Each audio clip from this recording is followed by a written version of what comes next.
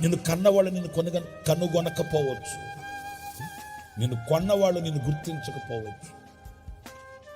నీ జీవితాన్ని, నిండు నూరేళ్ల జీవితాన్ని నీతో పంచుకుంటానన్న నీ భర్త నీలో ఉన్న వేదనను గుర్తించకపోవచ్చు. 9 మాసాలు మోసి కన్న తల్లిదండ్రులే నీ గుండెల్లో ఉన్న వేదనని అర్థం చేసుకోలేకపోవచ్చు. కానీ ఈ రాత్రి నేను ప్రకటించే నా ప్రభువు అయిన యేసుక్రీస్తు ఎవరు?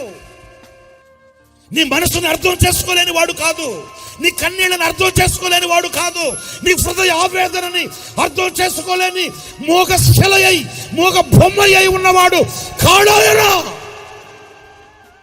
నీ గుండెల్లో గూడు కట్టుకుని ఉన్న ఆశల వలయాన్ని స్పష్టంగా క్షుణ్ణంగా అర్థం చేసుకుని నీకు పరిష్కారం చూపగలిగిన ఏకైక దేవుడు ఒకే ఒక్కడు. ఆయన పేరే నజరేయుడైన